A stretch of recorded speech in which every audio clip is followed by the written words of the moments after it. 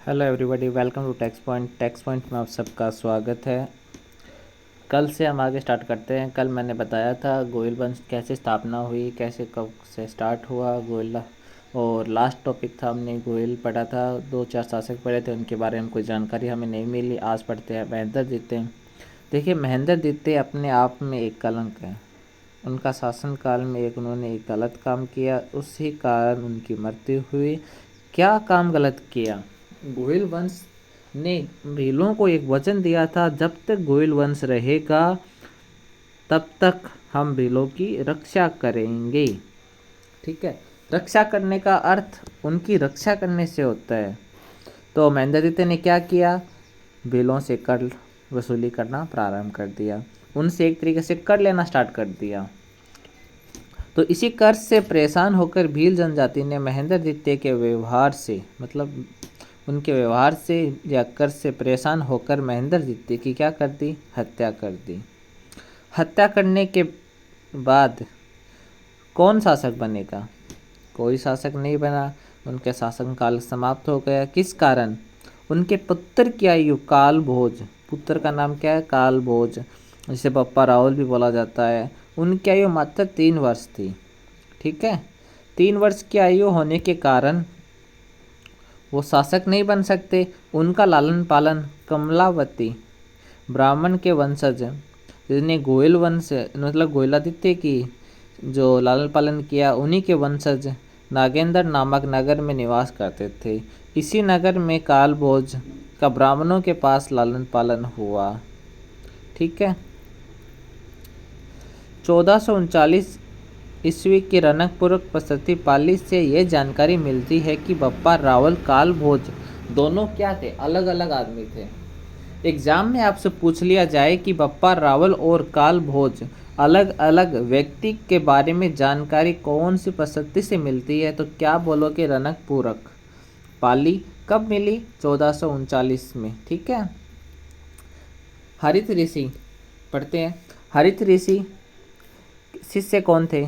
बप्पा रावल। हरित ऋषि का आशीर्वाद था बप्पा रावल के ऊपर। उन्हीं की सहायता से उन्होंने मुद्राएं चलाई सोने की। सोने की मुद्रा किसने चलाई? बप्पा रावल ने। ठीक है, और एक सेना बनाई। सेना बनाने के बाद उनके हरित ऋषि के आशीर्वाद से किस पर आक्रमण कर दिया? आक्रमण किस पर किया? आक्रमण किस पर किया? मान मौर्य पर, चित्तौड़ पर आक्रमण।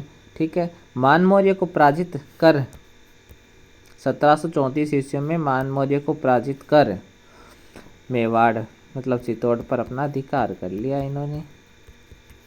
किसने किया? बप्पा रावल ने। ठीक है, इसके बाद 4-5 शासक बने बप्पा रावल के बाद।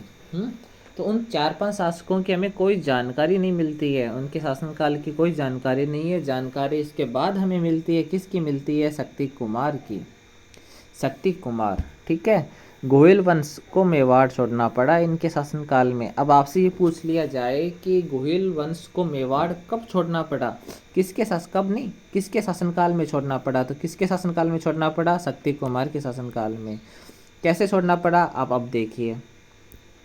मेवाड़ पर कौन है भैया? शक्ति कुमार है। परमार के शासक कौन है? मूंज है। ठीक है, ये मूंज किस पर आक्रमण करने जा रहा है भैया? मेवाड़ पर। ठीक है, क्यों कर रहा है वो आज को आपको आगे पता चलेगा। ठीक है, आक्रमण कर किसको पराजित कर देता है? शक्ति कुमार को। शक्ति कुमार कहाँ चले जाते हैं? पहाड़ी क्षेत्र में चले जाते हैं मेवाड़ छोड़कर। ठीक है, मूंज के भतीजे परमार भोज। मूंज का भतीजा कौन है? परमार भोज, जिसने क्या करवाया? चित्तौड़ में त्रिभुवन नारायण के मंदिर का निर्माण करवाया। त्रिभुवन। ठीक है, और एक बोधसर तालाब का बनाया। ठीक है, एक तालाब और एक मंदिर का निर्माण किसने करवाया? परमार भोज ने करवाया। ठीक है, अब एक बात और है, इस मंदिर के निर्माण करने के बाद इसकी मरम्मत होती है। कब होती है? महाराणा मोकल के शासनकाल में मोकल करवाते हैं।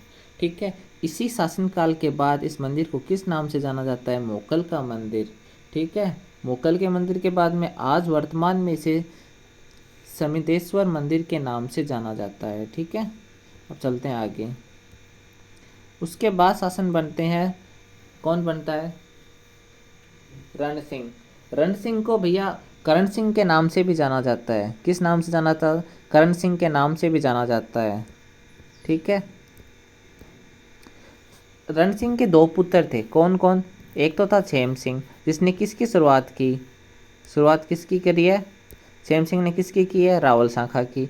एक थे राप। राप ने क्या किया? सिसोदिया शाखा। कहाँ? सिसोदा गांव में। इसने आगे चल कर ये क्या कहलाए? सिसोदिया राणा कहलाए। जैसे महाराणा, महाराणा मोकल आदि शासक जिसके राणा लगता है वो रावल भी लगते हैं। रावल का एक समय बाद इनका शासक काल समाप्त हो जाता है। अब चलते हैं छेम सिंह। कौन शासक बनता है? सेम शासक मेवाड़ पर शासक बनते हैं। इसके दो पुत्र है, कौन है? कुमार सिंह और सामत सिंह। शासक कौन बनते हैं? सामत सिंह शासक बनते हैं। इनके शासक बनने के बाद में क्या होता है भैया? ये कब बनते हैं? 1172 ईस्वी में मेवाड़ के शासक बनते हैं। इसी के शासनकाल में अजमेर में कौन शासक है? पृथ्वीराज चौहान। ठीक है, पृथ्वीराज चौहान। मेवाड़ पर क्या होता है? एक आक्रमण करता है। कौन करता है? मेवाड़ पर कौन आक्रमण करता है? ये कीर्ति है भैया। ठीक है, कीर्तिपाल चौहान आक्रमण करते हैं। कहाँ के शासक है? ये जालोर के शासक है। ये शासक आक्रमण क्यों करते हैं इसकी जानकारी आपको होनी चाहिए। क्यों करते हैं ये आक्रमण? कौन विजय होता है? ये कीर्तिपाल विजय हो जाता है और सामत सिंह पराजित होकर बांगर क्षेत्र में चला जाता है। आक्रमण करने का कारण क्या था? आक्रमण करने का कारण था पृथ्वीराज चौहान की बहन थी, कौन थी? पृथ्वीबाई। उसका विवाह किसके साथ हो जाता है? सामत सिंह मेवाड़ के शासक के साथ। इसी बात से लेकर इन दोनों के बीच में क्या हो जाती है? अनबन हो जाती है, मन मोटाव। क्या हो जाता है? मन मोटाव दोनों के बीच में। मन मोटाव होने के कारण ये किस पर आक्रमण कर देता है? ये मेवाड़ पर आक्रमण कर मेवाड़ को अधिकार कर लेता है। मेवाड़ पर ये सामत सिंह कहाँ चले जाते हैं? बांगड़ क्षेत्र में चले जाते हैं। नोट, एक बात को आपको याद रखना है, जब तराइन का युद्ध हुआ था ना, ठीक है, तो उस समय पृथ्वीराज चौहान की तरफ से युद्ध में हिस्सा किसने लिया था? सामत सिंह ने लिया था। भैया लेगा क्यों नहीं? भाई समझी है, हिस्सा तो लेना पड़ेगा उसे। आगे चलते हैं। सामत सिंह का भाई कौन था? अभी मैंने आपको ऊपर बताया सामत सिंह का भाई कौन था। सामत सिंह का भाई कौन है? कुमार सिंह। कुमार क्या करता है भाई? कीर्तिपाल पर आक्रमण करता है। ये कीर्तिपाल अभी कहाँ अधिकार कर रखा है? मेवाड़ में अधिकार कर रखा है, जालोर का शासक है। इसको कुमार सिंह इस पर आक्रमण कर इसे पराजित कर मेवाड़ पर अपना पुनः अधिकार कर लेता है। ठीक है। इसके बाद शासक बनते हैं रावल जेतर सिंह। इसको हम कल पढ़ेंगे। वीडियो अच्छी लगी हो तो हमारे चैनल को सब्सक्राइब कर लें और लाइक कर लें। फॉलो और शेयर आप करते रहें। Thank you.